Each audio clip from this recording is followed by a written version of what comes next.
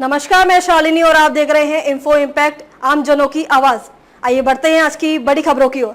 शरद पवार बोले महायुति की जीत से लोगों में नाराजगी, पार्टियों को मिले वोटों और जीती सीटों में अंतर। फडणवीस बोले देश को गुमराह न करें। महाराष्ट्र विधानसभा चुनाव रिजल्ट पर अब एनसीपी एसपी प्रमुख शरद पवार ने सवाल उठाया है। पवार ने कहा, ये सच है कि हम हार गए, हमें चिंता नहीं करनी चाहिए बल्कि लोगों के पास जाना चाहिए, क्योंकि रिजल्ट को लेकर लोगों में कोई उत्साह नहीं दिख रहा है, बहुत नाराजगी है। पवार ने शनिवार को कोल्हापुर में कहा था कि चुनाव में राजनीतिक दलों को मिले वोटों और जीती सीटों की तुलना हैरान करने वाली है। कांग्रेस को 80 लाख वोट मिले और उसने 15 सीटें जीती, जबकि एकनाथ शिंदे की शिवसेना को 79 लाख वोट मिले और वे 57 सीटों पर जीती। पवार ने कहा, अजित पवार के एनसीपी को 58 लाख वोट मिले और उसने 41 सीटें जीती, जबकि मेरी पार्टी एनसीपी एसपी को 72 लाख वोट मिले और हमें केवल 10 सीटों पर जीत मिली। ये आंकड़े हैरान करने वाले हैं। शरद पवार के बयान पर सीएम देवेंद्र फडणवीस ने कहा, वरिष्ठ नेता होने के नाते शरद पवार को देश को गुमराह नहीं करना चाहिए। यदि आप हार स्वीकार कर लेंगे तो आप इससे बाहर आ जाएंगे। मैं उम्मीद करता हूँ आप अपने सहयोगियों को आत्मनिरीक्षण की सलाह देंगे। पवार के सवाल पर फडणवीस ने आंकड़े गिनाए। फडणवीस ने कहा कि लोकसभा चुनाव में भाजपा को महाराष्ट्र में 1,49,13,914 वोट मिले और 9 सीटें मिली।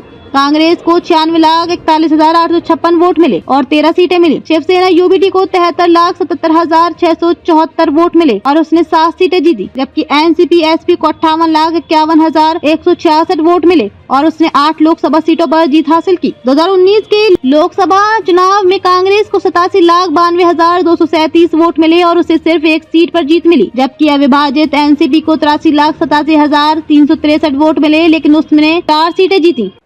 खबरों में अब तक के लिए बस इतना ही। फिर होगी आपसे मुलाकात, तब तक के लिए नमस्कार और देखते रहिए इन्फो इम्पैक्ट, आम जनों की आवाज। ऐसे ही लेटेस्ट अपडेट पाने के लिए हमारे चैनल को सब्सक्राइब करें और तुरंत नोटिफिकेशन पाने के लिए बेल आइकन प्रेस करना ना भूलें। यदि आप हमें फेसबुक या इंस्टाग्राम के माध्यम से देख रहे हैं तो हमारे पेज को फॉलो जरूर करें। धन्यवाद।